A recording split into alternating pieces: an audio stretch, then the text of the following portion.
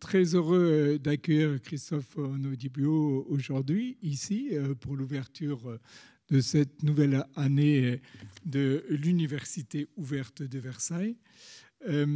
C'est une année un peu particulière puisque c'est l'année de la mer. Donc, c'était, je crois, une belle occasion d'accueillir Christophe Onodibio. Très rapidement, je vais dire quelques étapes de sa carrière, mais en fait, Christophe a une vie extrêmement riche. C'est vrai, c'est difficile de tout dire sur ce qu'il a fait. Donc, année de la mer, et sachez en tout cas qu'avec l'équipe culturelle, et je salue vraiment, bien sûr, d'abord notre adjointe, Emmanuelle de Crépy, Emmanuelle, toute l'équipe qui est avec toi, l'équipe culturelle, Marie-Pascale Bonnefond, qui est aujourd'hui ici, et aussi Muriel Messlic. Là, je vous salue, ainsi que le directeur des affaires culturelles, Jean-Marie Eguinbert, et puis Séverine Boursin, et Julie Palacios, qui est la directrice. Voilà, sans oublier le président des Amis de la Bibliothèque, Bertrand, ravi que tu sois là. Donc aujourd'hui, pour cette première rentrée, donc, on a choisi, évidemment, et merci Christophe Onodibio d'avoir accepté de venir. On va parler de la mer, donc, puisque nous avons aussi une programmation importante autour de cette thématique. Année de la mer cette année, et puis l'année prochaine, ce que tu me disais tout à l'heure, Jean-Marie, c'est aussi l'année de la marine nationale. Et pour célébrer ce double anniversaire, on va dire que nous avons invité les peintres de la marine pour une exposition qui va commencer au mois de novembre à Richaud et qui se poursuivra jusqu'au 3 mai de l'année prochaine. Donc, c'était pour nous l'occasion de célébrer. Alors, à Versailles, on n'a pas beaucoup de mer, mais on a le Grand Canal. Et une nouvelle fois, merci Christophe de ta présence. Et on a les Bretons, comme dit, nombreux ici, effectivement. Alors, Christophe, donc votre carrière, on vous connaît en tant qu'écrivain, journaliste, critique littéraire. Vous êtes agrégé de lettres modernes, mais quand on regarde votre CV de plus près, alors on m'avait mis quelques notes, j'ai regardé, c'est tout de même bien Internet, et je peux commencer par ça, parce qu'en fait, vous avez commencé aussi par être quelqu'un qui, au moment où ça a commencé, les blogs à peine, vous étiez déjà très branché blog, à tel point que c'est comme ça que vous avez été repéré, parce que voilà, c'était le début de votre carrière littéraire, un peu. Et puis, vous avez écrit très vite. J'ai vu qu'en 1996, le titre est d'ailleurs assez fort, hein, pour une fin de siècle plus énervée. Il faudra nous dire ce que ça veut dire. Je pense que maintenant, vous préférez la mer. C'est plus calme. Ouais. C'est plus calme. Et après, donc, vous avez continué avec toujours ce double axe, à la fois en tant que journaliste, puisque vous êtes aujourd'hui directeur adjoint de la rédaction du Point, après avoir été responsable longtemps du service culturel, repéré par par Gisbert, François-Olivier Gisbert, qui est, pour être repéré dans le domaine culturel par François-Olivier Gisbert, il faut vraiment avoir beaucoup de talent, n'est-ce pas, Christophe? Et puis, vous avez aussi participé, je crois, un moment au matinal de Canal+, et écrit plusieurs romans, Birman en 2007 qui a été récompensé du prix Interallié. Vous avez écrit aussi Plongée en 2013 qui a reçu le grand prix du roman de l'Académie française et le prix Renaudot des lycéens. Et puis voilà, d'autres ouvrages encore. Donc vous avez écrit un livre, le dernier, qui s'appelle Mer intérieure.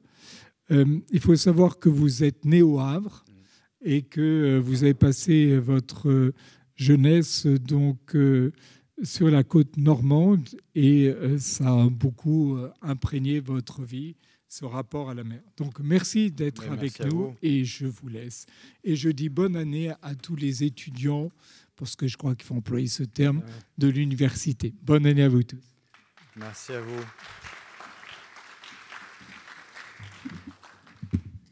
Merci encore, monsieur le maire, pour ces mots qui me touchent beaucoup. Mesdames et messieurs, merci de m'accueillir ici dans le cadre de ce théâtre montancier qu'il faut donc imaginer entouré d'eau, puisque nous allons parler de la mer. Et d'ailleurs, Jean-Marie Guinbert me faisait remarquer que le bassin de Neptune, et ce n'est pas Christophe Leribaud qui va me contredire, j'espère, est juste de l'autre côté, derrière le mur de Seine. Voilà. Donc la mer est presque là. D'ailleurs, le théâtre est bleu, donc ça ne fait que renforcer cette impression aquatique que j'aimerais que vous ressentiez durant cette petite conférence. Voilà, on va parler de la mer, la grande mer, mais on va parler aussi de la petite mer que nous portons toutes et tous en nous, notre mer intérieure. J'y reviendrai. 2025, monsieur le maire l'a rappelé, est l'année de la mer, a été décrétée année de la mer. C'est aussi l'année où la France, à Nice, a accueilli la grande conférence des Nations Unies sur l'océan. C'était en juin dernier. 2000 scientifiques, c'était une grande première, ont été invités à parler avant les chefs d'État. Ceux qui savent ont été invités à parler avant ceux qui décident. Et ils ont pu ainsi faire montre de leurs travaux et énoncer un certain nombre de leurs avertissements. La mer, le constat des scientifiques est absolument clair. La mer se réchauffe, vous le savez, s'acidifie, se vide de ses poissons, se charge de plastique. Alors, je rappelle quelques chiffres avant de commencer, parce qu'on va essayer d'ouvrir aussi les portes de l'imaginaire maritime, mais quelques chiffres quand même par rapport à ce que représente la mer pour la planète Terre, qu'on devrait d'ailleurs appeler la planète mer, puisque la mer et les océans couvrent environ 70% de la surface de la Terre, constituant la quasi-totalité de l'eau présente sur la planète. Ça en fait le plus grand écosystème de la planète. Les océans jouent un rôle absolument crucial pour la vie terrestre, puisqu'ils fabriquent en fait 50% de l'oxygène, non pas que nous respirons, mais qui est produit, consommé aussi, notamment par l'océan lui-même, fabriqué grâce au plancton notamment.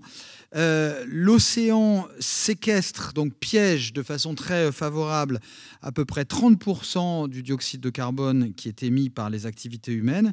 Et il agit comme ce qu'on appelle un puits de carbone naturel très important dans la régulation de notre climat. Les chiffres viennent au début, après vous allez, voilà, on va essayer de les oublier. Vous allez comprendre pourquoi je commence par les chiffres. Plus de 3 milliards de personnes dépendent des ressources marines pour leur alimentation, via la pêche, l'aquaculture. En 2016, 171 millions de tonnes de poissons ont été pêchés. Et d'ici 2030, il est estimé que 60% à peu près des produits de la mer proviendront de l'élevage piscicole.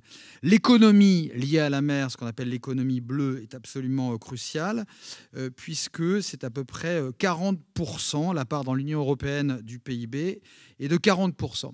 Donc on voit que c'est une masse absolument cruciale, fondamentale, dont dépend notre vie, sinon celle de populations qui vivent vraiment en bord de mer.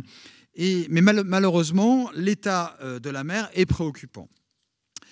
L'océan est devenu, en 250 ans, 30% plus acide qu'il n'était à cause de cette absorption de CO2. C'est-à-dire que l'océan, il absorbe le dioxyde de carbone, mais à un moment, il va commencer à saturer. Cette absorption trop importante du carbone perturbe évidemment la biodiversité marine et menace les organismes marins. Les océanographes que j'ai rencontrés à Nice m'ont raconté quelque chose que j'ignorais, c'est-à-dire qu'on trouve maintenant dans l'océan des zones de l'océan où vivent donc les poissons, la biodiversité, des endroits de l'océan qui ont perdu de leur oxygène. C'est-à-dire que les animaux qui y vivent sont obligés de migrer, parce que vous avez des zones entières de l'océan où il n'y a plus assez d'oxygène pour respirer pour les poissons. Donc des zones sans vie, en fait, qui apparaissent dans l'océan. Les océans absorbent non seulement le dioxyde de carbone, mais la chaleur. Plus de 90% de la chaleur issue des gaz à effet de serre est absorbée par les océans. Du coup, évidemment, ils se réchauffent. 2021, vous le savez, a été une année record pour ce réchauffement. Le niveau moyen des mers augmente. Ça ne va pas être très gai dans les premières minutes de cette intervention. 20-23 cm depuis 1880, accélération ces dernières décennies. Et elle devrait encore monter d'environ 30 cm selon les projections qui sont faites d'ici à 2050. Le plastique, je reviens d'un endroit qui s'appelle le canal du Mozambique, où je suis allé plonger. Je parlerai un peu de plongée sous-marine. Vous êtes dans un endroit où il y a la plus grande biodiversité au monde, les plus gros animaux, les baleines, les plus gros requins, absolument tout ce que l'océan recèle de plus fascinant et de plus énorme. Eh bien, dans cet endroit, des océanographes m'ont montré d'ailleurs des prélèvements. Donc on est vraiment au milieu de l'océan. Personne ne plonge là, il n'y a absolument pratiquement aucune activité humaine. Eh bien, les fragments de microplastiques, c'est-à-dire absolument invisibles à l'œil nu, sont déjà là. Et on a retrouvé du plastique au fond de la fosse des Mariannes, donc à 11 000 mètres de profondeur. Il y a déjà du plastique qui se trouve dans les poissons, qui se trouve en fait en nous déjà. La biodiversité marine, donc 9 millions de tonnes à peu près chaque année de plastique finissent dans les océans. La biodiversité marine est en déclin, évidemment.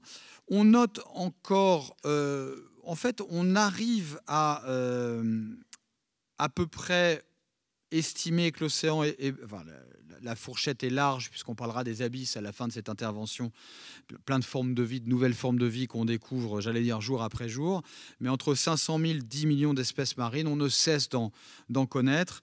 Et parmi ces espèces marines, il y a potentiellement, plus que potentiellement, parce que déjà un certain nombre de rétroviraux ont été élaborés, on trouve des molécules dont on découvre des nouvelles formes d'ADN qu'on ne connaissait pas. On sait que peut-être notre avenir est au fond des océans. Mais tout ça, on va y revenir. Je disais que même, ça c'est donc les chiffres qui sont donnés, et je vais m'arrêter là, et je vais commencer avec les bonnes nouvelles. En limitant le réchauffement à 1,5 degré, eh bien, on estime que la quasi-totalité des récifs tropicaux pourrait disparaître d'ici 2050. Et ça, c'est des réservoirs de vie absolument fous. Voilà. Et malgré tout ça, donc ça on le sait, les scientifiques, donc encore à l'UNOC, donc cette conférence des Nations Unies sur l'océan, l'UNOC, c'était l'acronyme de cette conférence, ils l'ont dit, mais malheureusement, les réponses politiques tardent à se faire entendre. Vous avez vu comme moi peut-être les images de chaluts racler le fond de l'océan comme avec un râteau géant, emportant absolument toute forme de vie. Des bateaux de pêche plonger leurs filets dans les eaux des aires marines protégées, non pas de manière illégale, parce que c'est parfaitement légal. On peut pêcher sur une aire marine protégée. Donc ça, c'est quelque chose aussi un petit peu absurde. La plupart, je dis ça aussi, une petite parenthèse, mais la plupart des pêcheurs sont conscients de ça et ont envie que ça change aussi, parce que les pêcheurs savent que si la biodiversité ne se reproduit pas, leur métier, de toute façon, arrivera à extinction d'ici quelques années. Donc, le milieu de la pêche est tout à fait conscient de ça et prêt à agir. Alors, une bonne nouvelle, avant de basculer sur l'imaginaire, c'est que, et c'est ce qu'on doit à notre ambassadeur Olivier Poivre d'Arvor, notre ambassadeur des pôles et des océans, il y a un traité qui va enfin entrer en action. C'est le traité sur la protection de la biodiversité en haute mer. La haute mer, c'est ce qui couvre les 2 tiers de l'océan mondial. Jusqu'alors, c'était un espace fragmenté. Olivier Poivre d'Arvor parle toujours en gros de ce qu'on appelle comme dans le domaine de l'immobilier, il y a les parties communes et puis il y a ce qui nous appartient à nous. Ça, c'est les parties qui finalement échappaient à toute juridiction. Et bien maintenant, la haute mer va pouvoir être régentée. Il va y avoir un traité de bien agir qui va se mettre en place On l'appelle ce traité parce que vous en entendrez parler dans les jours qui viennent, le BBNJ, Biodiversity Beyond National Jurisdiction, les accords se rapportant à la Convention des Nations Unies sur le droit de la mer. En fait, on va pouvoir réguler ces 2/3 de la masse océanique mondiale pour tout simplement savoir ce qu'on va en faire ou ce qu'on ne va pas en faire. Est-ce qu'on va pouvoir forer ou pas? C'est absolument essentiel de régenter, de gendarmer un peu cette grande étendue de l'océan majoritaire. Et cet espace va devenir finalement contraignant à partir du 17 janvier 2026. Mais là, ce n'est pas assez. Ça, c'est un bon signe, mais ce n'est pas assez. Et là, j'arrive avec les chiffres. Les chiffres, c'est ce que j'ai constaté à l'UNOC, c'est que les scientifiques parlent, mais en fait, ils n'arrivent pas à sensibiliser le grand public parce que leurs chiffres, je les fais là, ça fait peur. Évidemment, on se dit, bon, bah, c'est fini avec 9 millions ou 11 millions de tonnes de plastique. Qu'est-ce qu'on peut faire? De toute façon, on n'arrive pas à se mettre d'accord. Tout n'est pas perdu. Simplement, il faut peut-être, et c'est le rôle mineur, mais peut-être des écrivains, des cinéastes, de celles et ceux qui manipulent, au sens noble du terme manipuler, qui usent des mots, des images, de sensibiliser, d'éveiller les consciences. Parce qu'on ne pourra pas se battre pour une équation ou un pourcentage, mais en général, on se bat pour une émotion, pour un souvenir, une beauté, on est capable de se battre. On ne protège, ça on le sait, que ce qu'on aime.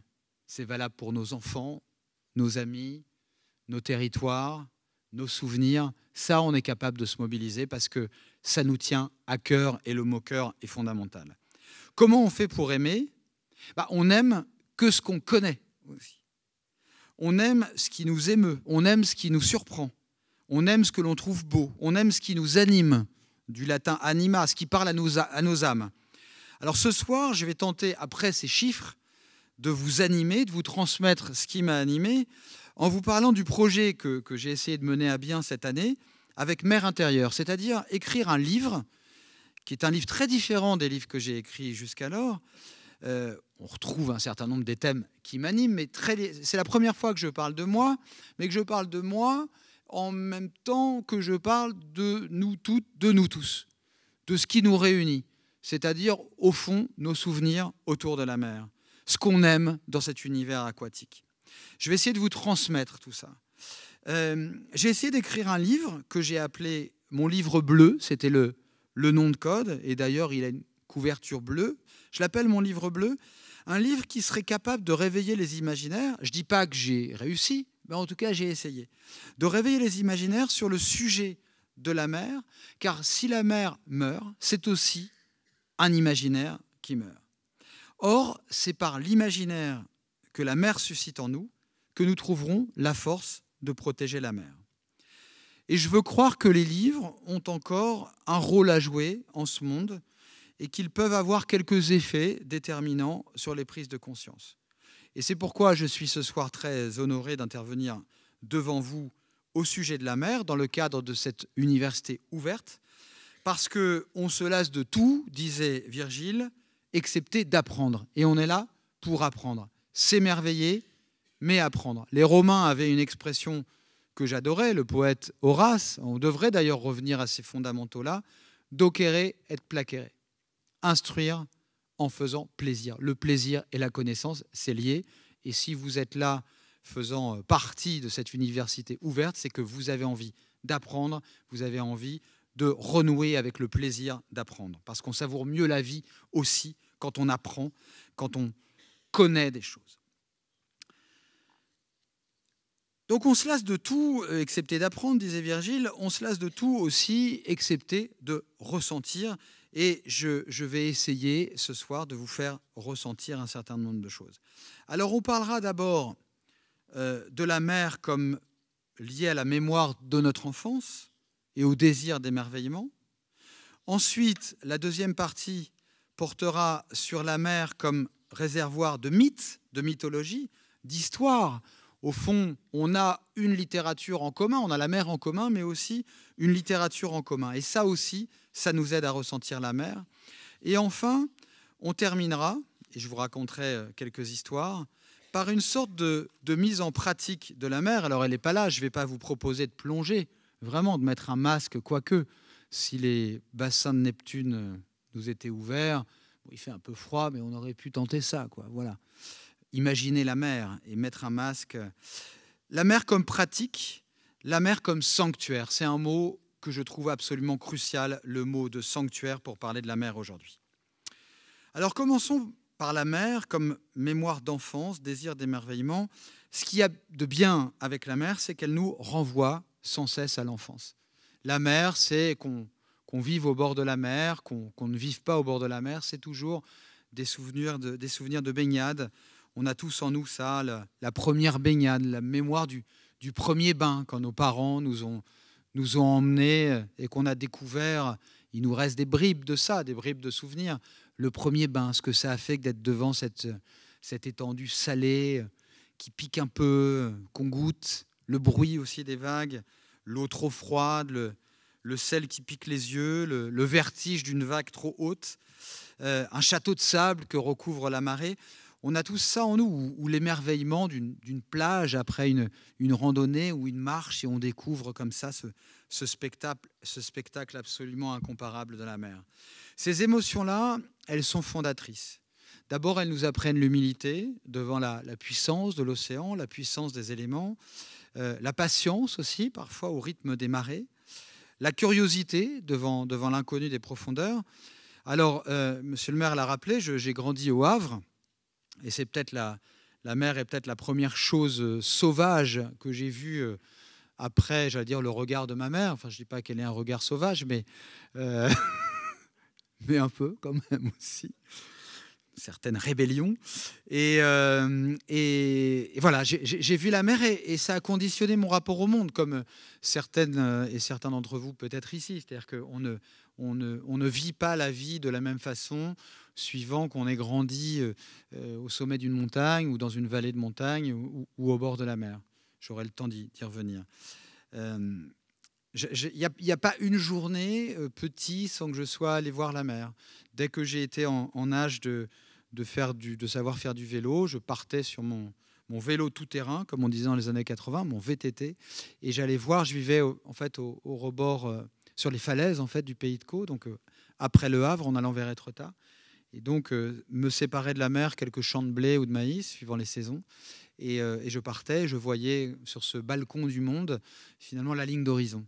Et la ligne d'horizon, c'est quelque chose aussi qui vous forge un caractère, qui vous aide aussi à penser que rien n'est jamais sans issue. Il y a toujours quelque chose au-delà.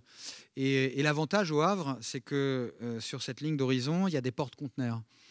Des porte-conteneurs, comme il faut dire aujourd'hui. Donc ces bateaux chargés de boîtes de toutes les couleurs qui me ravissaient enfant, parce que c'était comme des briques de Lego avec lesquelles je jouais. Et dans ces conteneurs, je savais qu'il y avait des marchandises qui venaient du monde entier, de l'autre côté aussi de l'horizon, de partout, portés par des bateaux qui avaient eux-mêmes des noms extrêmement exotiques aussi. Il y avait l'appel de l'extérieur. Et la mer, c'est lié à ça. C'est lié à cet horizon qui vous montre qu'il y a quelque chose derrière, que ce n'est pas fini, qu'il y a toujours une issue. Et ça, les marins le savent.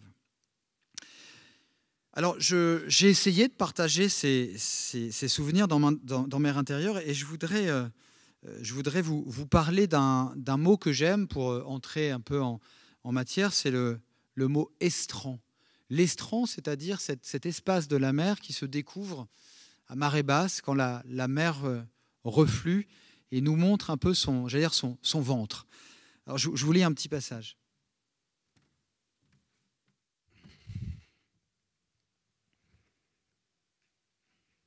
Alors, c'est un passage qu'en plus j'ai eu l'occasion de lire devant mon père. C'est rare que je lise devant mon père. Et donc, je pense toujours à lui quand je lis ce passage. L'estran me fascine. Déjà le nom. Dans estran, il y a le début d'étranger. L'estran, c'est ce qu'on voit de la mer quand elle s'est retirée. La machinerie derrière le décor. Son sol, son humus, normalement invisible à l'œil nu, sauf les jours de grande clarté de l'eau. C'est une surface humide, faite de sable et de rochers, pleine de parfums violents, salins, où la vie, l'insolite, l'archaïque explose. Comme un recommencement du monde.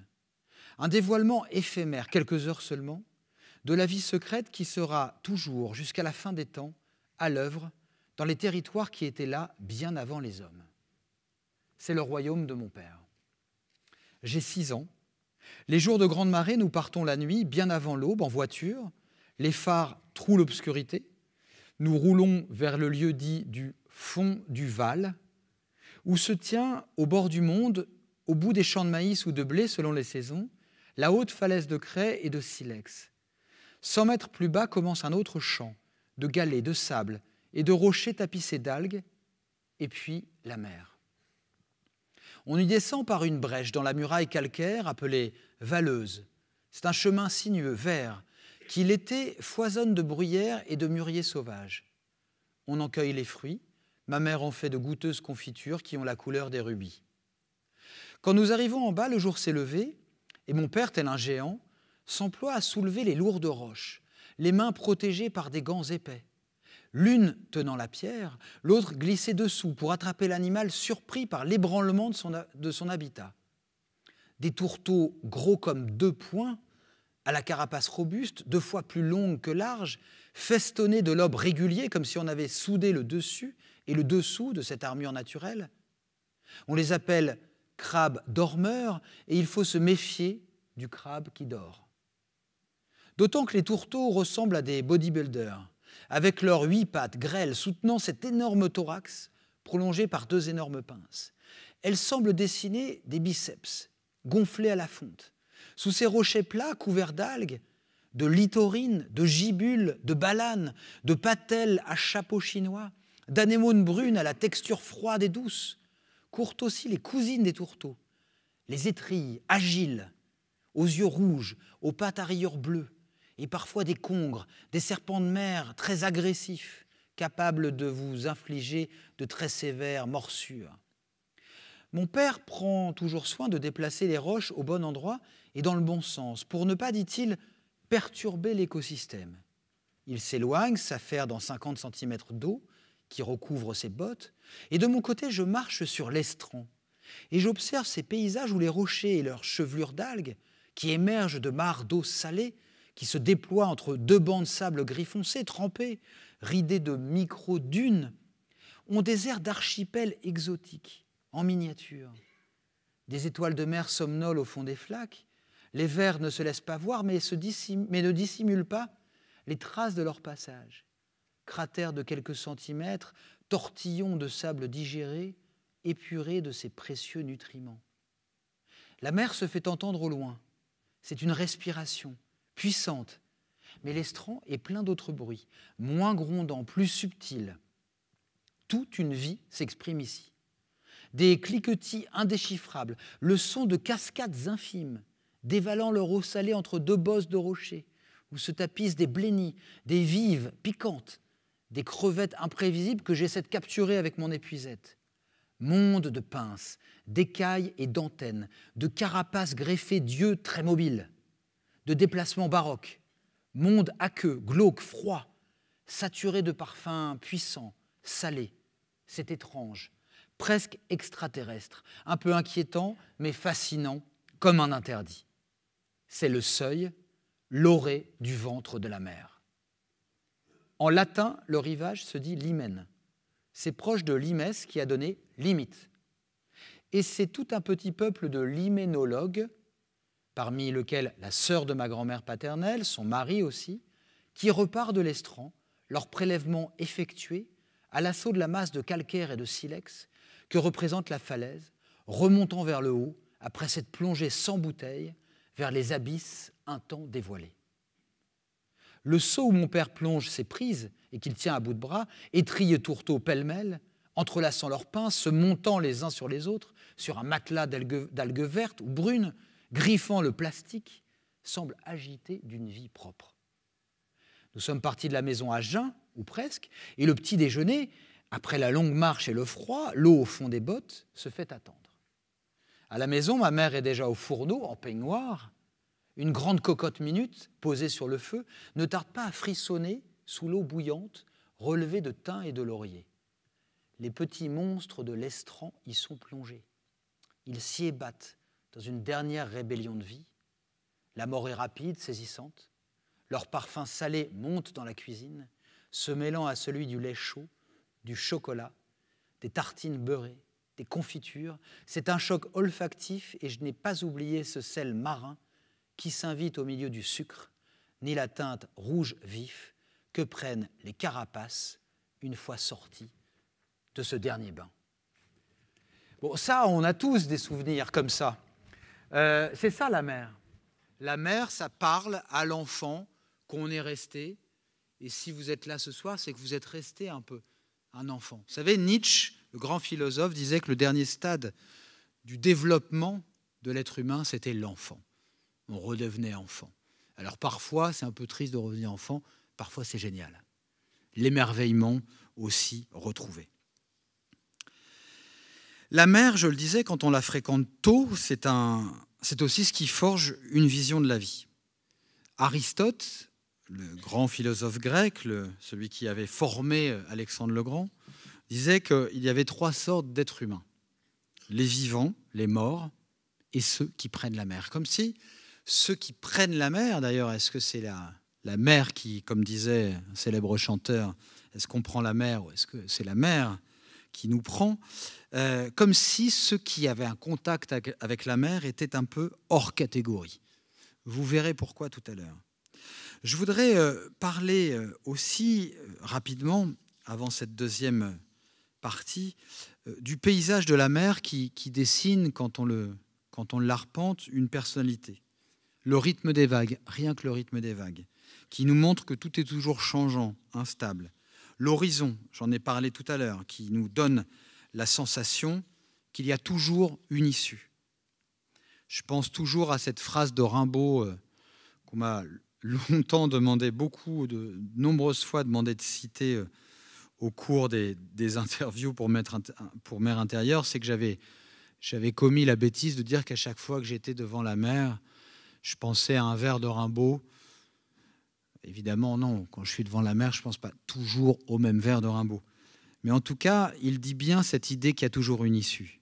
Ô flots abracadabrantesques, prenez mon cœur, qu'il soit sauvé. C'est ça aussi la mer, l'idée qu'on peut être sauvé. Et puis, je voudrais terminer cette partie par quelqu'un que j'aime bien. J'ai enlevé le chapitre dans Mer Intérieure, donc je vous en parle aujourd'hui. C'est Romain Rolland, prix Nobel de littérature, qu'on ne lit plus beaucoup aujourd'hui, l'auteur de Jean-Christophe. Or, il avait théorisé ce qu'on ressent tous quand on est, non pas devant la mer seulement, mais quand on vient de se baigner. Voilà, il faut que vous imaginez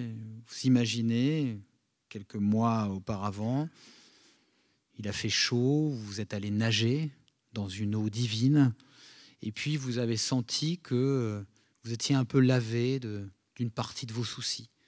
Vous étiez comme neuf. Quand on sort d'un bain, on est comme ragaillardi, rénové. Romain Rolland a parlé au sujet de cette sensation, de cette émotion, du sentiment océanique. Alors c'est intéressant parce que c'est dans une lettre à Freud, il a beaucoup correspondu avec Sigmund Freud, une lettre datée du 5 décembre 1927. Et il écrit à Freud pour expliquer cette impression instantanée de bonheur et de communion avec l'univers tout entier qu'il a senti après une baignade. Il explique « J'entends par là le fait simple et direct de la sensation de l'éternel, entre parenthèses, qui peut très bien n'être pas éternel, mais simplement sans borne perceptible et comme océanique. » Voilà ce qu'il écrit au bon docteur Freud, pour évoquer cette sensation dont il parlera plus tard comme un sentiment religieux spontané, qu'il éprouve dans certaines circonstances de la vie, dont les circonstances de baignade. Il en parle aussi comme d'un libre jaillissement vital. C'est très beau cette expression, libre jaillissement vital. Ce qui est intéressant, c'est que c'est un écrivain Romain Rolland, qui avait perdu la foi à 21 ans en lisant Spinoza, mais il était resté passionné de mystique, notamment hindou. Il aimait l'eau, il aimait la mer, et on comprend immédiatement à quoi il fait référence. Et je le disais, cette sensation qui nous étreint quand on est au milieu de l'eau, quand on nage, d'être dans quelque chose de plus grand que soi, quelque chose qui nous étreint, quelque chose de presque érotique. Et vous allez voir pourquoi je parle d'érotisme. Alors, ce qui est intéressant, c'est que Freud a mis des années à répondre à son ami sur ce point. Il ne comprenait pas, en fait, à quoi Romain Rolland faisait référence. Et dans Malaise dans la civilisation, donc en 1930, donc on est 3 ans après la lettre que lui écrit Romain Rolland, il écrit « Pour ma part, je ne puis découvrir en moi ce sentiment océanique, l'idée que l'être humain, par un sentiment orienté dans cette direction depuis le début, serait censé avoir connaissance qu'il est en corrélation avec le monde environnant. Ça me paraît si étrange. » Alors c'est vrai qu'il signe cette lettre, Freud, à son grand ami océanique, l'animal terrestre, Sigmund Freud. Voilà, il y a l'ami océanique et l'animal terrestre. Alors c'est vrai qu'on peut se dire qu'en lisant la prose de Romain Rolland, il a dû y voir, Sigmund Freud, une sorte de régression in utero. Et il y a ça aussi dans le rapport qu'on a avec la mer. Vous avez remarqué qu'en français, mer, M-E-R, mer, M-E-R-E, en tout cas, c'est phonétiquement semblable. À l'oreille, c'est le même mot. Qu'on peut penser à la mer aussi comme cette grande matrice originelle dont nous provenons tous. Ces cellules qui, peu à peu, sont devenues animaux, et puis un jour, ces animaux sont sortis de l'eau pour prendre possession de la terre. Alors, il a dû penser ça, que c'était une sorte d'impossibilité infantile de se détacher de la mer. Mais je voudrais vous citer un autre écrivain que j'aime beaucoup, pas seulement parce qu'il est né normand, comme moi, c'est Flaubert. Flaubert, qui aurait choqué totalement Sigmund Freud s'il était tombé sur ce passage, le très sensuel Flaubert, qui découvre la mer Rouge et qui écrit à Louis Bouilhet le 4 juin 1850.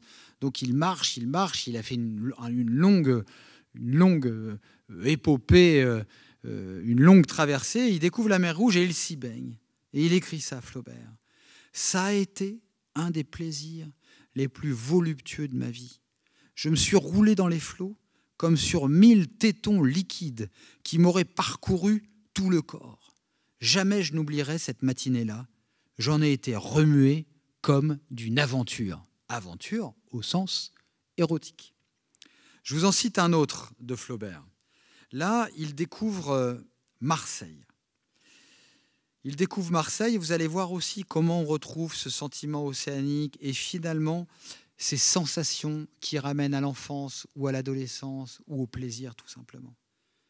La première fois que je suis arrivé à Marseille, c'était par un matin de novembre. Le soleil brillait sur la mer, elle était plate comme un miroir, toute azurée, étincelante. Nous étions au haut de la côte qui domine la ville, du côté d'Aix. Je venais de me réveiller. Je suis descendu de voiture pour respirer plus à l'aise et me dégourdir les jambes. Je marchais. C'était une volupté virile comme je n'en ai plus retrouvé depuis. Comme je me suis senti pris d'amour pour cette mer antique dont j'avais tant rêvé. Un soir, j'ai été tout seul à l'école de natation de Lansac, du côté de la baie des Oursins, où il y a de grandes madragues pour la pêche du thon qui sont tendues au fond de l'eau. J'ai nagé dans l'onde bleue. Au-dessous de moi, je voyais les cailloux à travers et le fond de la mer tapissé d'herbes minces. Avec un calme plein de joie, j'étendais mon corps dans la caresse fluide de la naïade qui passait sous moi. Il n'y avait pas de vagues, mais seulement une large ondulation qui vous berçait avec un murmure.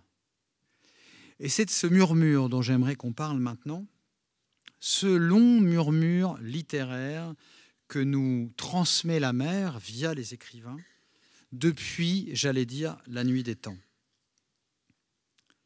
Si je vous ai lu ces textes, c'est que la mer n'est pas seulement, pour nous tous, un souvenir personnel. C'est que même les souvenirs personnels des autres, quand ils sont écrivains, quand ils nous sont transmis ces souvenirs, ils deviennent les nôtres. La mer est en effet une immense fabrique de récits. Ce que j'ai appelé dans Mer intérieure une bibliothèque liquide. Plus le temps passe, ce livre aussi, je l'ai écrit en ayant eu 50 ans, plus le temps passe, plus j'ai l'impression que j'ai appris énormément dans les livres, mais j'ai appris énormément par la mer et par les livres qui parlent de la mer. Par cette bibliothèque liquide, au point de me dire parfois que j'ai l'impression que tout ce que je sais est contenu dans un océan que je porterai en moi, qui serait plein d'amphores. J'adore la plongée sous-marine et l'archéologie sous-marine, et que je peux plonger, aller ramener une de ces amphores, l'ouvrir, respirer le parfum de façon très proustienne et me souvenir d'une connaissance oubliée qui aurait été gardée par la mer. La mer a gardé tous ces récits qui forment une longue connaissance, un long océan, un océan profond de connaissances humaines. Je voudrais commencer évidemment par l'homme qui nous a fait le premier, je dis le premier en tout cas dans le monde occidental, fait prendre connaissance de la puissance de la mer, de son côté terrible aussi, c'est évidemment Homère. Homère dans deux textes d'ailleurs, on parle toujours de l'Odyssée. Mais l'Iliade, ce grand poème de la guerre, est un poème qui amène la guerre par la mer. Vous vous souvenez de ce long passage dans l'Iliade, le catalogue des vaisseaux, où Homère, ou celui qu'on appelle Homère, vous savez que c'est peut-être plus probablement un collectif de poètes qui se faisait appeler Homère, une sorte de gang de poètes, d'aèdes, qui se faisait appeler Homère. Donc, dans l'Iliade même, la mer est présente, et c'est par la mer que la guerre et le destin de Troie, au fond, va être scellé. Vous savez qu'il y a certaines c'est assez intéressant, certaines tentatives de compréhension du fameux cheval de Troie, par exemple, en disant que ce cheval de Troie serait peut-être vraisemblablement un bateau abandonné. Le cheval, dans la mythologie, est l'animal de Poséidon. Le cheval est un animal marin. Mais c'est une autre histoire. Chez Homère, la mer n'est jamais bleue. Vous remarquerez, elle est toujours elle est grise, elle est violette ou elle est couleur de vin, nous dit Homère. Elle est vineuse. La mer, c'est un univers hostile. Elle est régentée par un dieu qui s'appelle Poséidon, qui est aussi à la fois le dieu de la mer, mais qui est le dieu des séismes, le dieu, j'allais dire, presque de la géologie, des plaques tectoniques, on dirait aujourd'hui, le dieu de la colère des éléments. Et ce qui est intéressant, c'est que chez les Grecs, alors que c'est un peuple qui vit près de la mer, il y a cette méfiance, en fait, l'imaginaire marin, et c'est pour ça que longtemps, en fait, qu'on découvre finalement aujourd'hui vraiment le côté positif de la mer, où je dirais depuis 1900, avec le plaisir balnéaire, c'est les années 1900, 1910, les bains de mer. Mais avant, la mer, c'est un territoire hostile. Les marins vous le disent, c'est l'endroit où on se perd, c'est l'endroit des naufrages. Eh bien, chez Homère, c'est ça. Ulysse, que raconte l'Odyssée? L'impossibilité d'un homme à rentrer chez lui et qui perd tous ses compagnons, tempête après tempête. Et quand il s'arrête dans une île, de toute façon, c'est pour découvrir l'hostilité de ce monde.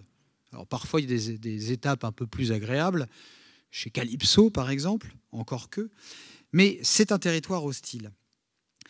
Mais ce qui est passionnant, c'est qu'il n'en a pas toujours été ainsi. Avant Poséidon, j'aime bien toujours, quand j'essaie de comprendre quelque chose, me dire, mais comment les anciens comprenaient cette chose-là,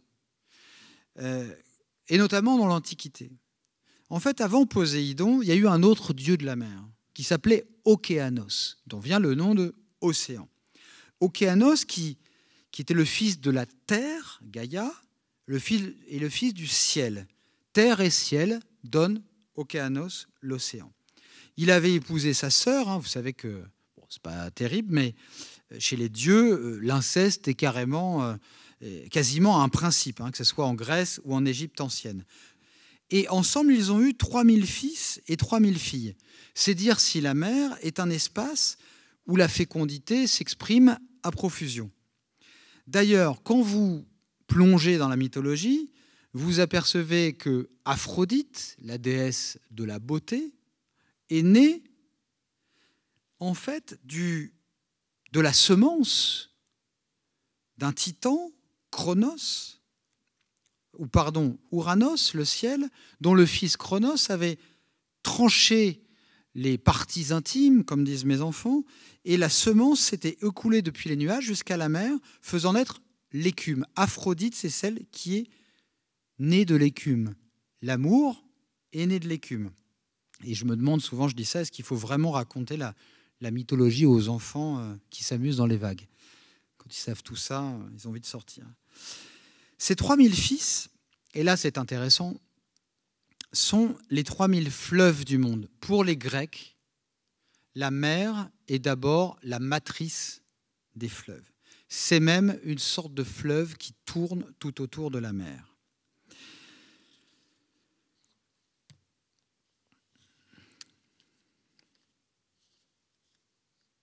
Si vous allez un jour en Turquie, vous verrez dans un musée le plus grand, alors c'est dans le Kurdistan, donc c'est un peu compliqué, Gaziantep, un magnifique, c'est la plus grande réserve de mosaïques antiques au monde. Ça a été sauvé, un barrage a été construit et finalement on a récupéré quelques-unes de ces mosaïques, donc, qui étaient situées dans une ville antique sur la rive droite de l'Euphrate. Et vous trouvez, il aurait fallu vous le montrer, mais vous trouverez, vous irez faire une recherche, un magnifique portrait de Okéanos et de Thétis, donc ces souverains de la mer qui régnaient donc avant Poséidon. Vous voyez entouré de créatures qui chevauchent des dauphins, et vous voyez que Okéanos est doté d'une longue chevelure bouclée qui figure des vagues ou des algues et de 2 petites pattes de crabe dans sa chevelure, pince ouverte, plantée sur sa tête comme des cornes, et qui tient un sceptre en forme de rame, vraiment la métaphore de sa maîtrise de l'élément marin. Et Thétis, à côté, très très belle femme, accompagnée toujours d'un dragon à tête de chien, qui est une sorte de murène stylisée, symbole des profondeurs de la mer. Alors cette mosaïque, elle nous permet de connaître aujourd'hui Okéanos et Thétis, mais il y avait dans l'Antiquité, parmi les plus anciens textes, ce qu'on appelait les hymnes orphiques. Vous savez qu'il y a une religion, je vais un peu vite, mais parce qu'il y a tellement de choses à dire sur la mer, il y a eu une religion qu'on ne connaît pas très bien aujourd'hui, qui était liée au poète Orphée, qui s'appelait l'orphisme, et on a retrouvé certains hymnes orphiques qui célèbrent justement cet Okéanos. Et c'est intéressant de voir comment finalement, dès les origines de notre civilisation, Okéanos, l'océan, la mer, a été vu comme la puissance ultime. J'invoque le Père Okéanos, éternel, incorruptible, générateur des dieux immortels et des hommes mortels, qui enveloppe circulairement les limites de la terre et de qui viennent tous les fleuves, et toute la mer, et toutes les sources terrestres, et les eaux des fontaines. Entends-moi, donc c'est un hymne à Okéanos, entends-moi, ô riche bienheureux, purificateur des dieux, fin de la terre, limite du cosmos, qui suit un chemin liquide, viens avec bienveillance et sois toujours propice à tes sacrificateurs.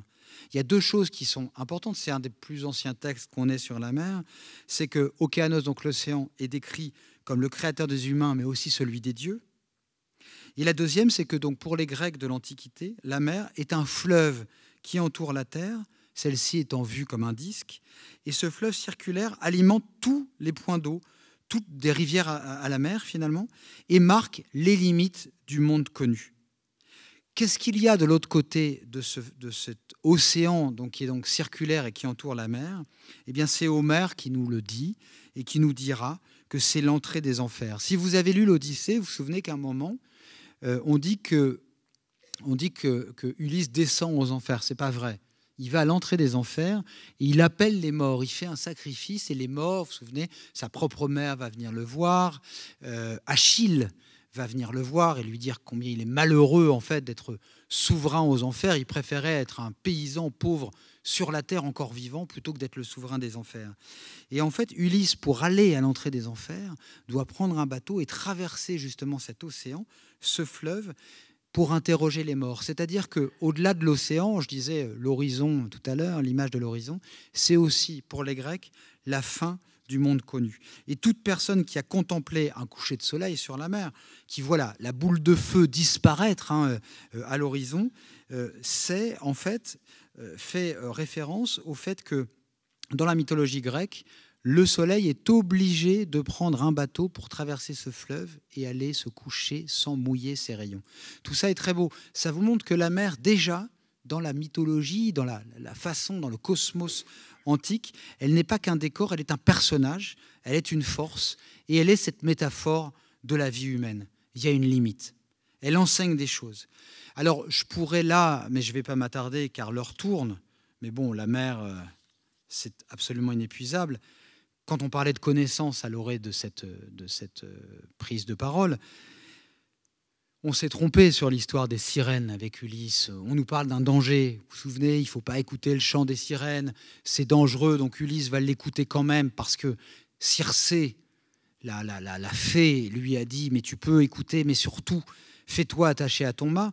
Mais en fait, le danger dont parlent les sirènes, c'est un danger qui est lié à la connaissance. Les sirènes, qu'est-ce qu'elles disent à Ulysse quand on lit bien le texte d'Homère? C'est « nous savons tout ce qui a été, tout ce qui est et tout ce qui sera ». En fait, les sirènes promettent la connaissance totale. Alors ce danger, c'est peut-être tout savoir est peut-être dangereux. Il ne faudrait pas que je dise ça au moment de l'université ouverte. Mais il y a cette idée-là. La mer est un réservoir de connaissances. Alors j'avais prévu de vous parler du capitaine Nemo, parce que dans cette bibliothèque liquide, j'ai choisi quelques livres en fait dans Mer intérieure, pas beaucoup, j'aurais pu citer, étudier des tonnes de livres sur la mer, mais j'ai choisi Moby Dick, j'ai choisi le capitaine Nemo, deux livres plus confidentiels, Une jeune fille nue, qui est le plus beau roman d'amour et de mer que j'ai jamais lu dans ma vie, qui est malheureusement indisponible et j'essaie de le faire rééditer, d'un auteur grec qui s'appelle Nikos Athanasiadis, et un livre grec des années 50, 60, qui s'appelle Le Quart, un livre de marin, qui raconte la vie par court chapitre, en fait, d'un équipage de marins grecs raconté par le radiotélégraphiste, en fait, celui qui capte les messages du monde et qui envoie les messages du bateau au reste du monde. C'est un livre absolument magnifique de poésie noire, de difficultés aussi sur le monde des marins, qui rencontre aussi parfois quelques sirènes dans les ports. Mais je voulais juste vous parler du capitaine Nemo, qui est, au fond, dans cette bibliothèque liquide, l'homme qui nous montre, un des premiers grands textes aussi, qui nous montre que la mer est ce réservoir de connaissances absolument infini. 20 000 lieues sous les mers de Jules Verne, c'est 1870, et c'est le premier texte véritablement dont on peut dire qu'il est écologiste avant l'heure. Le capitaine Nemo est un savant révolté, assez autodidacte au départ, protecteur des abysses contre la violence des hommes. C'est un misanthrope, vous vous souvenez, qui vit dans son Nautilus, mais qui nous réconcilie avec l'écologie parce que c'est aussi quelqu'un qui est du côté de la science. Et c'est là que je voudrais en venir pour terminer, du côté de la science. Mais Nemo, à la fois, c'est celui qui est capable de dire aux passagers qu'il a embarqués, dont un harponneur de baleines, Ned, qu'il faut respecter la mer. Je le cite juste, notre ami Nemo. Quand il sert leur repas à ses invités, il leur sert une crème. Par exemple, je cite Nemo. Voici une conserve d'holoturie qu'un Malais déclarerait sans rival au monde. Voilà une crème dont le lait a été fourni par la mamelle des cétacés et le sucre par les grands fucus de la mer du Nord. Et enfin, permettez-moi de vous offrir des confitures d'anémone qui valent celles des fruits les plus savoureux. C'est le premier locavore, comme on dit aujourd'hui, celui qui se nourrit de ce qui l'entoure, voilà, qui prend ce dont il a besoin, qui ne va pas chercher à des kilomètres ce dont il a besoin pour se nourrir. Non, il prend là où il vit. Il prélève uniquement ce dont il a besoin. C'est presque le premier apôtre du bio, le Nemo. 1870 quand même. Il prévient ses invités qu'ils vont dormir à bord du sous-marin dans des étoffes tissées avec le byssus des coquillages. Vous savez, ces petits fils qui font la jonction parfois entre les coquillages. On avait en Méditerranée autrefois, ça a disparu, des sortes de grandes huîtres en fait, dont on récupérait le byssus justement pour faire des tissus. Il leur explique que les parfums qu'ils trouvent sur la table de toilette de leur cabine sont le produit de distillation de plantes marines, que son lit est fait avec une algue douce de l'océan, que la plume de leurs oreillers est faite avec un fanon de baleine, et même l'encre avec laquelle ils peuvent écrire, faite de liqueur sécrétée par la seiche ou l'encornet. Tout me vient maintenant de la mer, dit-il, comme tout lui retournera un jour. Et il y a un passage absolument saisissant, justement. Il embarque un professeur avec lui, le professeur Aronnax, qui va effectivement tenir compte de tout ça, tenir le journal de ses connaissances. Et il y a une phrase un passage absolument fou, de 1870 déjà. À un moment, il découvre des baleines et même des dugongs. Vous voyez ce que c'est, des dugongs ? Les dugongs, c'est un animal, un lamantin, un peu. Ça ressemble un peu à un lamantin. C'est ce qu'on a pris pour des sirènes, en fait, ce que les marins prenaient par des sirènes. Et donc, ils en découvrent. Ils sont du côté de la mer Rouge, du côté de Jeddah. Et le harponneur voit ça et dit « Ah, je n'ai jamais tué de cela ». Il a envie de harponner, parce que c'est une espèce qu'il ne connaît pas, il a envie de la harponner. Et là, répond Nemo,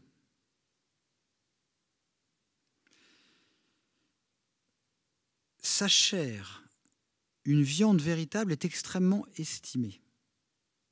Et on la réserve dans toute la Malaisie pour la table des princes. Aussi fait-on à cet excellent animal une chasse tellement acharnée que de même que le lamantin, son congénère, il devient de plus en plus rare. D'autres espèces vont être défendues par Nemo, sur les baleines par exemple. En détruisant... Voilà. Ici, ce serait tuer pour tuer. Je sais bien que c'est un privilège réservé à l'homme, mais je n'admets pas ces passe-temps meurtriers. En détruisant la baleine australe comme la baleine franche, être inoffensif et bon, vos pareils, maître Land, c'est Ned Land, le harponneur, commettent une action blâmable. C'est ainsi qu'ils ont dépeuplé toute la baie de Baffin et qu'ils anéantiront une classe d'animaux utiles. Laissez donc tranquilles ces malheureux cétacés. En fait, on a véritablement l'invention de ce qu'on appelle l'écologie. Et il faudrait citer évidemment quelqu'un qui s'appelle Jules Michelet, dont les œuvres figurent dans la bibliothèque du Nautilus. Dans le Nautilus, il y a une bibliothèque absolument géniale, il y a des œuvres d'art aussi. Et il y a dans la bibliothèque du Nautilus La mer de Michelet, 1860, même époque à peu près. Et Michelet a une phrase, donc vous voyez, Jules Verne, Michelet, même époque, on commence à prendre conscience de cette connaissance de la mer. Il y a une phrase absolument fondamentale chez Michelet, que je vous cite aussi. Michelet va demander un droit de la mer pour le salut de la planète. On croirait entendre quelqu'un d'aujourd'hui. La mer, qui commença la vie sur ce globe, en serait encore la bienfaisante nourrice si l'homme savait seulement respecter l'ordre qui y règne et s'abstenait de le troubler. Elle contribue puissamment à en créer l'harmonie, à en assurer la conservation, la salubrité. Il ne doit pas oublier qu'elle a ses vies propres et sacrées, ses fonctions toutes indépendantes pour le salut de la planète. Il faut que la France, l'Angleterre, les États-Unis proposent aux autres nations et les décident à promulguer tout ensemble un droit de la mer. On est presque revenu à aujourd'hui avec ce traité sur la haute mer dont je vous parlais en introduction. Alors, il y avait plein de choses dont j'avais prévu de vous parler, mais je voudrais terminer par un souvenir et une référence personnelle. Je ne sais pas s'il y a dans la salle des gens qui aiment plonger et qui ont fait cette expérience, mais j'ai pris conscience pour ma part de cet imaginaire maritime. Alors, je l'avais par les lectures, mais de cet émerveillement physique de la mer par la plongée sous-marine. C'est-à-dire qu'un jour, au lieu de voir la mer comme une sorte de, j'allais dire, de tableaux mouvants, mais en 2 dimensions. Un peu une toile de Klein, si vous voulez. Et j'adore Klein. J'ai crevé la surface de l'eau. Alors, je l'avais fait avec des masques et en apnée et avec un tuba, comme on l'a tous fait enfant. Mais un jour, je me suis équipé de bouteilles et je suis descendu de plus en plus profond et j'ai découvert un véritable monde symétrique du nôtre. C'est-à-dire que quand vous êtes tout au fond de l'eau, sur le sable, et que vous vous tournez vers le ciel, vers les vagues, vous avez l'impression de voir un ciel parce que les vagues ondulent. La lumière franchit finalement la barrière de la surface. Les rayons pénètrent finalement sous l'eau. Et vous avez tout autour de vous, quand vous avez la chance d'être parmi le corail, vous assistez au spectacle de grands mérous qui viennent, qui me font penser, moi, aux vaches de mon pays de Caux natal, qui viennent brouter presque le corail. Vous avez ces raies mobula ou les grandes raies manta qui paraissent comme des grands oiseaux ou des grands dragons pacifiques passant comme ça. Vous avez une sorte de symétrique du monde terrestre. C'est absolument fascinant. Et vous avez l'impression de vous retrouver dans une... Je parlais d'humilité tout à l'heure, quand on regarde le spectacle de la vague et de la violence des vagues. Vous avez l'impression de vous retrouver à nouveau comme un invité dans votre propre monde, d'être une goutte d'eau parmi d'autres gouttes d'eau. Vous êtes là, vous entendez respirer, vous entendez quand vous êtes très profond, enfin vous sentez plutôt la force de l'océan sur votre cage thoracique, la pression. Vous savez que vous êtes extrêmement vulnérable, mais tout votre être ressent le sentiment océanique de Romain Rolland dont je parlais, encore plus parce que Romain Rolland ne faisait pas de plongée sous-marine. Et vous regardez ce monde qui est le nôtre, mais qui n'est pas le vôtre. C'est une sensation étrange. Vous êtes un invité parmi ce monde. Et peu à peu, votre respiration se calme, ralentit, et vous êtes à votre place. Et votre place, c'est d'être en observation, en léger retrait, et d'observer cette force des requins qui passent, qui s'intéressent assez peu à vous. Ce requin qui est un être qui a payé très très cher le prix de l'imaginaire, hein, notamment, je pense au film de Steven Spielberg, qui a beaucoup fait pour accentuer le délit de sale gueule, hein, dont le requin malheureusement est l'objet. Juste un petit chiffre, 12 morts par un requin par an. Alors c'est 12 morts de trop, hein, on est d'accord. Mais vous imaginez sur tous les rivages du monde entier, quoi. 12 morts par an. Un éléphant ou un rhinocéros ou un hippopotame, c'est à peu près 500 ou 600 morts par an.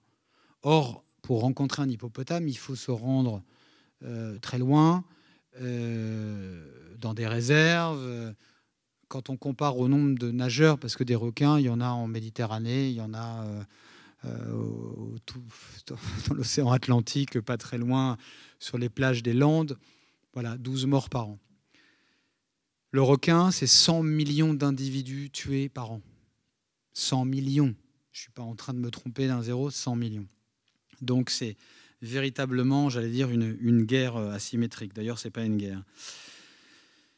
Donc c'est pour vous dire aussi comment il faut retrouver notre place et que si justement on arrive à réveiller cet imaginaire dont je parlais, par les mots, par les images. Vous avez peut-être vu ce magnifique documentaire sur Netflix, La sagesse de la pieuvre, qui raconte comment un réalisateur en burn-out décide de revenir sur les rivages de son enfance, décide de plonger là où il plongeait quand il était petit, trouve une petite pieuvre, et puis chaque jour il revient, elle est là. Et jour après jour se noue une sorte d'idylle, j'allais dire, avec cette pieuvre, qui finira par tendre ses tentacules vers lui, etc. Je consacre dans Mer intérieure un long passage au poulpe, qui est un animal qui a été extrêmement diabolisé, notamment par Victor Hugo, qui dit en gros que si Dieu avait voulu créer la chose la plus abominable sur Terre, et de toute façon, il n'avait pas besoin de la faire puisqu'elle était déjà faite, et c'était le poulpe. Il y a des choses absolument terribles. Si l'épouvante est un but, la pieuvre est un chef-d'œuvre, Victor Hugo. Quand Dieu veut, il excelle dans l'exécrable. C'est pour la pieuvre. Tout ça parce que dans les travailleurs de la mer, il y a ce combat terrible entre Gilliatt, le héros, et justement une pieuvre. Pieuvre et poulpe, c'est le même animal. Et quand la science, quand vous prenez le temps de voir ce que la science vous apprend sur le poulpe, que le poulpe est un maître du camouflage, un expert dans l'art de se fondre dans son environnement, qu'il rêve, qu'il change de couleur en rêvant. Comme nous, vous savez, quand on rêve qu'on tombe d'un immeuble, pourtant on reste sur place, le poulpe, il change de couleur en restant immobile. Or, normalement, le poulpe ne change de couleur que quand il change d'environnement. C'est-à-dire qu'il est en train de penser, le poulpe, qu'il est dans un environnement différent et il change de couleur. Donc le poulpe rêve en émettant des couleurs. On sait qu'un poulpe est capable, par exemple, de dévisser un pot pour prendre quelque chose qui est à l'intérieur. Or, le poulpe n'a pas le temps. Les générations de poulpes, le poulpe vit très peu de temps. Il n'y a pas le temps de former les petits. C'est presque un savoir qui se reconstitue à chaque génération. On sait qu'il a des cerveaux dans chacun de ses tentacules. C'est un animal absolument remarquable. Et dès qu'on sait ça, dès que la science nous permet de savoir ça, et aujourd'hui elle nous le permet, les images littéraires qui nous viennent sont absolument fascinantes. J'ai fait la connaissance dans une plongée récemment d'une petite pieuvre en Indonésie qui s'appelle la pieuvre mime, comme le mime Marceau. C'est vraiment une artiste de la métamorphose. En fait, elle est capable non seulement de prendre toutes les couleurs, mais elle est capable de simuler avec un seul de ses tentacules, par exemple, la forme d'un serpent. Il y a en Indonésie un serpent assez dangereux qu'on appelle le tricot rayé. C'est comme un tricot à rayures.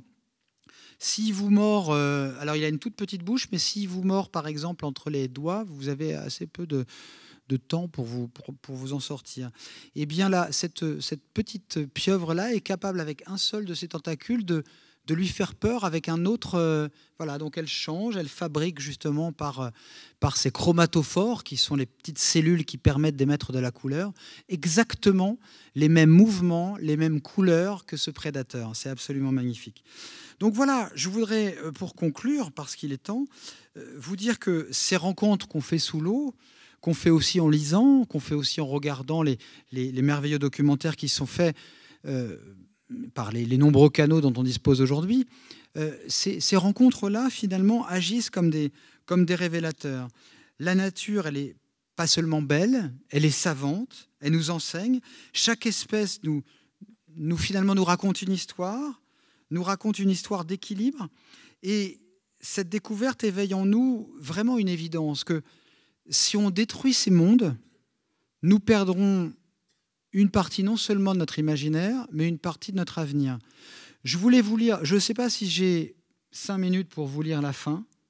J'ai terminé ce livre par, en fait, un environnement qui me fait rêver et auquel je vais certainement consacrer les prochaines années ou les prochains mois de ma vie, si je peux. Il s'agit des abysses. Et l'idée de sanctuaire. Vous savez qu'aujourd'hui, on a énormément parlé de l'histoire du forage. Vous savez, le forage en eau profonde, dans les abysses. Parce que les abysses, en gros, on ne sait pas vraiment ce qu'il y a, on découvre. Mais je vais vous lire le passage, parce que ces abysses, sur lesquels j'ai énormément lu, et dans lesquels j'espère plonger avec des océanographes prochainement, en tout cas c'est un objectif que je me suis fixé, ces abysses ont la capacité de faire pleurer de beauté celles et ceux qui les contemplent. J'ai discuté avec Sylvia Earle, vous savez, la grande dame de plus de 90 ans d'ailleurs, qui a été une des premières plongeuses, une des premières femmes océanographes en fait, aux États-Unis, a plongé, une grande scientifique, une grande plongeuse, presque une poétesse aussi de la science qui continue à plonger aujourd'hui. Et quand elle en parle, elle est véritablement émue. Et je voudrais terminer là-dessus parce que, pour terminer sur cette note, c'est qu'on a longtemps considéré l'océan comme un territoire hostile qui ne nous appartenait pas. Et ensuite, ça s'est retourné. C'est-à-dire que l'homme est devenu hostile à l'océan. Et je termine justement par cette notion de sanctuaire. Voilà, je vous lis le passage. C'est 3 pages.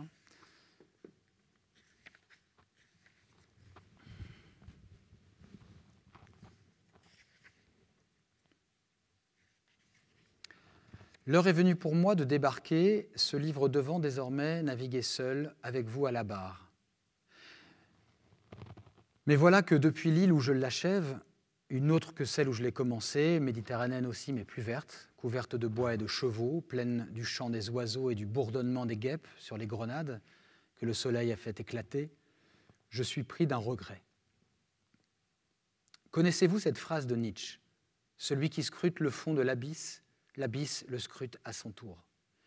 Cette belle phrase un peu biblique est censée nous dissuader de dévisager ce qu'on ne connaît pas, de peur d'être dévisagé à son tour par cet inconnu.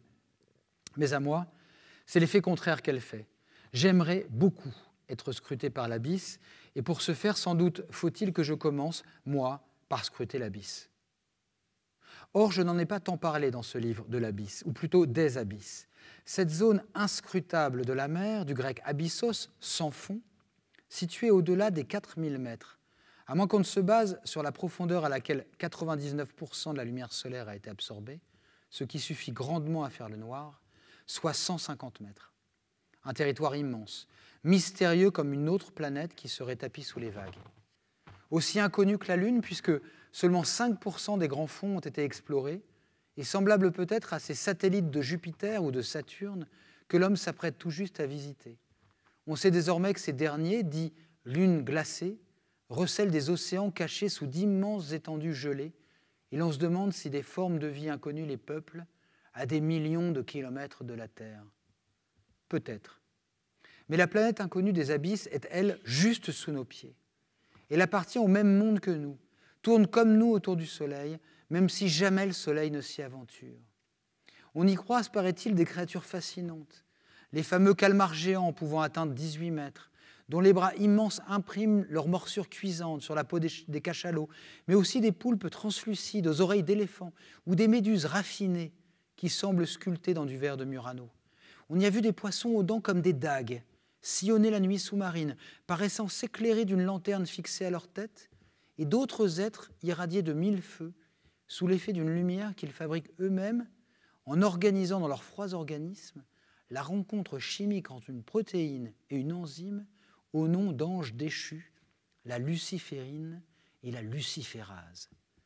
On y a vu une pieuvre, pour se dissimuler à ses agresseurs, troquer l'encre de ses congénères de la surface pour répandre autour d'elle un fluide bioluminescent, et une cousine des méduses, la gelée de peigne au ventre sanglant, qui donc a trouvé ce nom, se déplacer en ondoyant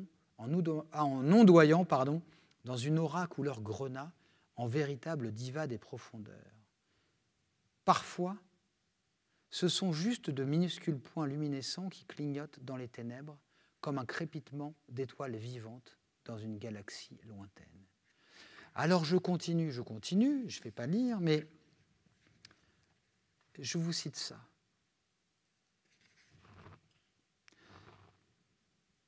L'espèce humaine qui racle déjà les fonds de l'océan comme on ratisse à l'aveugle pour s'emparer d'un poisson qui se raréfie, lorgne désormais sur des nodules polymétalliques. Concrétion minérale riche en métaux comme le manganèse, le nickel et le cobalt, qu'elle convoite pour ses batteries de voitures, ses téléphones. Cela fait cher pour s'envoyer des émojis, mais cela n'empêche pas les compagnies minières de visser les boulons de leurs nouvelles machines en attendant le feu vert des autorités. Une autre conquête est en cours. On parlera avide, aveugle, de manne indispensable, de métaux stratégiques, on dira que c'est sans risque, on satisfera de nouveaux besoins jusqu'au prochain, malgré le fait que de nombreux scientifiques ne cessent d'alerter sur le potentiel médical extraordinaire que recèlent ces territoires encore vierges. Ce réservoir génétique immense, révélateur de processus biologiques inédits, abritant des organismes qui savent s'adapter à des conditions de vie extrêmes, pourrait en effet ouvrir la voie à des découvertes révolutionnaires en matière de santé, de physique, de chimie, d'optique, mais plus généralement de compréhension de la vie. Un antiviral a été tiré d'une éponge des Caraïbes. Une autre a permis d'isoler une molécule active qui détruit les cellules cancéreuses. Pour la seule année 2017, 1500 molécules inconnues ont été identifiées dans la mer et 2/3 des séquences ADN découvertes dans les sédiments des abysses ne correspondent à aucune espèce connue. Quand on sait que ces sédiments abritent une biodiversité 3 fois plus importante que celle du plancton de la colonne d'eau, faut-il apporter d'autres éléments au moulin de la science pour se rendre compte que dans ces profondeurs s'écrit aussi notre avenir? Il est étrange de penser que la vie a surgi de la mer et que la mer est désormais menacée par l'une des formes de cette vie, écrivait déjà en 1951 la biologiste marine Rachel Carson. Et je terminerai là-dessus, sur ce mot donc de sanctuaire, dont je trouve qu'il est le plus beau de la langue française, un des plus beaux. C'est que qu'est-ce que c'est qu'un sanctuaire? C'est un endroit où, qu'on soit croyant ou non, on respecte ce qu'on y trouve ou ce qu'on n'y trouve pas. On peut être en recherche. Et on respecte, on se tait et on écoute ceux qui savent. Le prêtre, par exemple, celui qui maîtrise les rituels. Et je termine ce livre par un souhait que l'homme puisse se dire, l'homme et la femme, l'être humain, se disent qu'il est bon aussi d'avoir l'idée que sur la Terre, sur la planète Terre, il y ait des endroits où on ne va pas et qui soient réservés justement à quelques prêtres qui en connaissent les usages. Et ces prêtres, ce sont évidemment les scientifiques.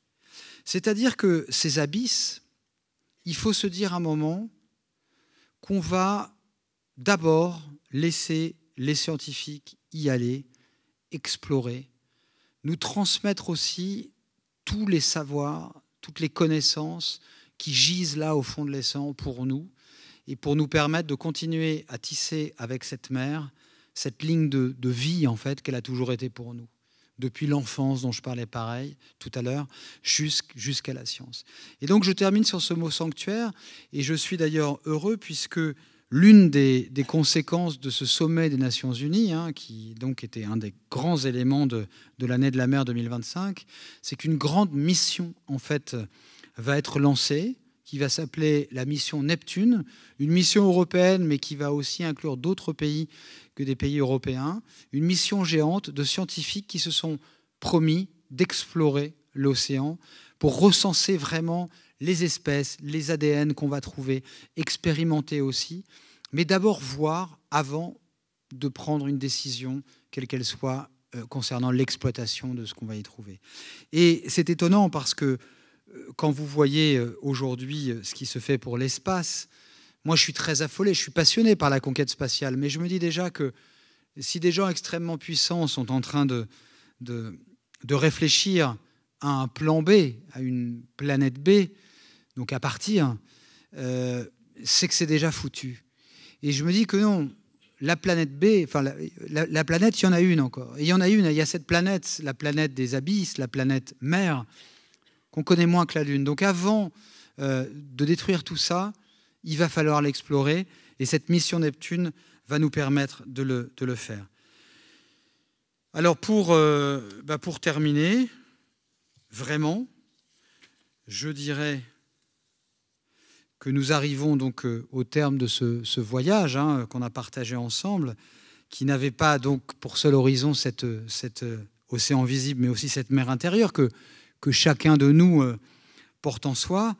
On a vu que la mer était ce gisement de mémoire, ce berceau de l'humanité, cette source de récits, de rêves, et le sanctuaire, c'est ça aussi. Se dire qu'on ne peut pas aller dans un endroit, ça ne nous empêche pas d'y aller par la lecture, par le rêve, se dire qu'il y a des endroits où on n'ira pas. Et voilà, si on veut protéger les océans, écouter les scientifiques, certes, c'est important, mais d'abord réveiller en nous cette mer intérieure qu'on a tous et qui dort dans nos souvenirs. Donc il faut laisser la science éclairer nos pas, mais il faut aussi garder vivante la poésie des vagues, la force des légendes, on en a esquissé certaines, la beauté de ces horizons marins, et c'est en réconciliant au fond, et l'université ouverte de Versailles est là pour ça aussi, en réconciliant le savoir et l'émotion, puisqu'on a parlé des peintres de marine, la rigueur et le rêve que nous pourrons donner à la mer la place qu'elle mérite, c'est-à-dire celle d'un patrimoine commun, fragile mais immense, dont nous sommes à la fois les héritiers et les gardiens. Donc j'espère qu'à l'issue de cette heure, pardonnez-moi, j'ai été rapide, mais devant la mer, je ne peux pas. C'est comme une cavalcade de vagues. Voilà, parfois c'est des moments de tempête, parfois des moments plus calmes, mais j'espère que vous repartirez chacune, chacun d'ici avec au fond du cœur une mer plus vaste encore, et que vous aurez chevillé au cœur cette envie de lancer au ciel cette phrase que lançait Paul Valéry et qui exprime mieux qu'une autre combien la mer est à la fois un élément régénérant, un monde régénérant, mais combien elle est notre ligne de vie. Cette phrase, je la cite, ça sera mes derniers mots. « Ô puissance salée, courons à l'onde en rejaillir vivant. » Je vous remercie.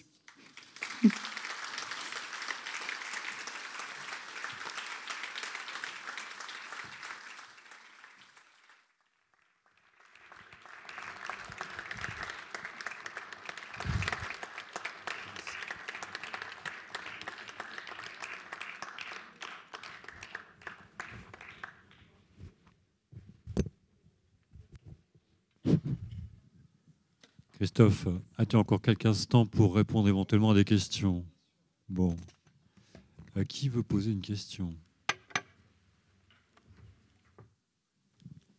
Ah, pardon.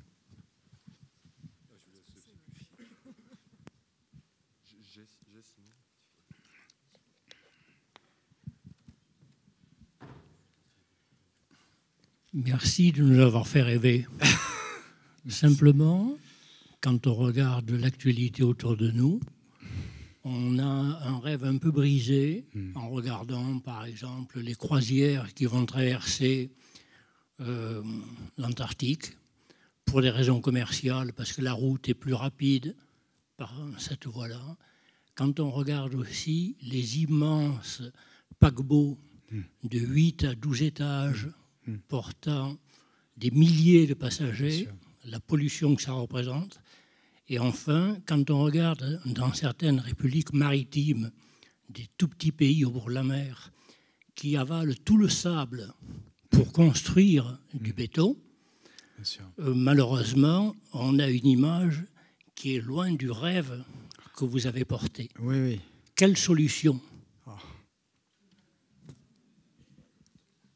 En fait, j'ai dû défendre récemment des scientifiques après justement la conférence de Nice sur les océans, parce qu'on disait oui, au fond, voilà, ils ont parlé, les scientifiques, et puis après, aucune décision n'a été prise. Bon, sur le traité de la haute mer, ça va aboutir. Les solutions, elles dépendent, comme toujours, du monde politique et donc d'un rapport de force, comme toujours. On les voit quand on a des États-Unis qui étaient, j'allais dire, sur le bon chemin et qui font machine arrière, ça devient compliqué. Quand on a, alors sur les paquebots de croisière, par exemple, c'est vrai que quelques compagnies font des efforts. Les nouveaux bateaux sont beaucoup moins polluants, mais vous avez raison, monsieur, de souligner que la tendance, malheureusement, est au... J'ai plus les chiffres en tête, là, j'avais fait un petit article pour Le Point d'ailleurs là-dessus, mais la tendance est aux énormes paquebots, qui en plus s'achètent des îles privées. Alors ce font toujours le même itinéraire, îles privées, des îles, une sorte d'île Disneyland un peu. Voilà, donc on est... Et là, effectivement, dans ces croisières-là, on ne parle pas de connaissances, mais on est uniquement... Tout est vu sous le prisme du divertissement, en fait. Mais les solutions, on les aura que si, justement, on arrive peut-être à sensibiliser donc, scientifiques, réalisateurs, écrivains, porte-parole, à porter ce message inlassablement. On peut dire que la conférence des Nations Unies n'a pas porté ses fruits. Si on parle du traité des hautes mers ou par exemple d'un indice dont vous avez peut-être entendu parler, qui s'appelle Starfish, le premier outil pour mesurer la santé de l'océan, qui n'existait pas en fait, et qui est sorti de cette conférence des océans. Après, c'est très peu, je suis d'accord. Tant qu'on aura en fait une sorte d'usage, je dis usage, hein, parce que quand je parle de la pharmacie, de ces molécules, c'est aussi un usage de l'océan, un usage beaucoup plus raisonné. Mais tant qu'on aura un usage court-termiste, effectivement, et qu'on servira de ces micro-États dont vous parlez, pour prendre leur sable ou pour leur permettre de nous le vendre, on n'y arrivera pas. Il faut une gouvernance des océans. La solution, elle est là. Maintenant, moi, je ne peux faire que ça. Je ne peux qu'écrire, en parler, les scientifiques pareillement aussi. Les solutions sont politiques. Il faudrait que l'Europe prenne véritablement le leadership en fait, là-dessus, avec quelques États qui ne partagent pas cette vision du monde qui est à l'exploitation à court terme. Une fois qu'on aura foré parce que je n'ai pas lu tout le passage, mais il y a un écosystème extrêmement subtil au fond de l'eau. Une fois qu'on aura foré, tout ça sera détruit, avant même d'avoir pu étudier ce qu'il y avait. Donc les solutions, elles ne sont que politiques, et c'est un rapport de force aussi, comme toujours en politique, comme sur les guerres auxquelles on assiste aujourd'hui. Là, vous avez raison de souligner l'Antarctique, mais je parlerai même de l'Arctique. L'Arctique, qui va devenir la route de commerce la plus importante d'ici quelques années, et qui va effectivement, dans une zone extrêmement fragile, avoir des impacts absolument dramatiques. Mais il faut savoir ce qu'on veut. C'est peut-être aussi pour ça que mon métier n'est pas de faire de la politique, c'est que je préfère éveiller un peu par le rêve. Cela dit, j'ai donné les chiffres au départ. J'ai eu peur d'ailleurs de vous déprimer un peu en commençant. Juste une petite question. Oui. Les personnes qui veulent pas mourir en mer, mais qui déposent leurs cendres dans la mer, c'est lié vous avez une explication pour les personnes qui veulent que leurs cendres aillent dans la mer? Une explication à quoi? À ce désir de... Oui, c'est l'attirance vers la mer, c'est... Ah bah, je pense que oui, quand on exprime cette volonté-là, c'est qu'on a envie peut-être de retrouver, de prolonger ce sentiment océanique dont je parlais tout à l'heure, même après la mort. Ça a tellement été bon vivant qu'on se dit qu'on ne sait jamais, et si on croit en la vie éternelle, peut-être que ce sentiment océanique sera éternel. Mais en tout cas, ça n'a rien à voir avec la pollution. Je pense que quelques cendres, voilà. Je pense que la mer peut absorber ça. Je vous propose qu'on prenne une dernière question, parce qu'il va falloir vous libérer, Christophe. Mais pour revenir à votre question, monsieur, j'en suis très triste aussi. Il y a eu un sommet sur le plastique récemment. On voit, voilà, tout a été fait pour que ça n'aboutisse pas. Mais c'est pas pour ça qu'il faut abdiquer. C'est pas pour ça qu'il faut arrêter il faut se dire que c'est fini, etc. On a des enfants, des petits-enfants. Il faut préserver ça. Donc il faut continuer à en parler.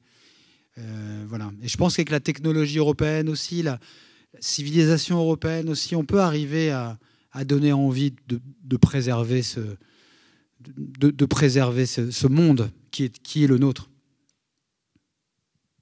Oui, pardon, monsieur. Oui, je reviens. Une petite anecdote sur Versailles. J'ai un souvenir d'avoir lu qu'il y avait eu un projet de relier le Grand Canal à la Seine et par là même à la mer. Sinon, alors il y a des gens. Oui, donc en fait, on pourrait tout de suite y partir. Voilà. Oui, c'est juste une anecdote. Je n'ai pas la source, mais je l'ai lu.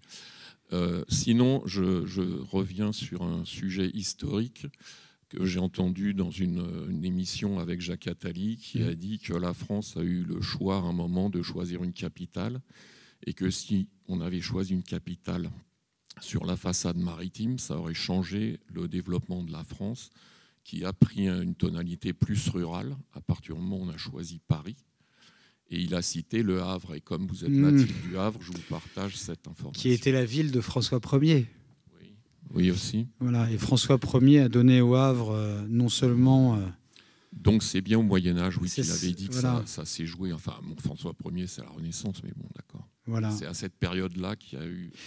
D'où le nom du Havre, qui était le Havre de grâce. Voilà, on l'appelait le Havre de grâce. Et le Havre, ça veut dire refuge en ancien, voilà, en ancien français, un Havre qu'on a dans le Havre de paix, un Havre de paix, voilà, le Havre de grâce.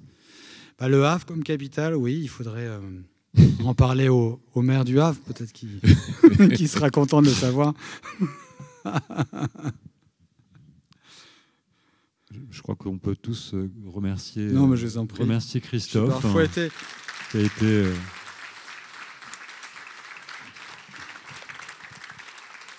magistral et passionnant et jamais pédant. Merci beaucoup, Christophe. Merci infiniment. Pour ceux qui veulent poursuivre d'une certaine manière l'échange, je vous invite à vous rendre à l'entrée. Vous y trouverez notre libraire partenaire, la librairie Gibert, qui vous proposera à la vente l'ouvrage de Christophe Onodibio que Christophe se propose de signer, si cela vous en dit. Voilà. Merci de votre présence, en tout cas.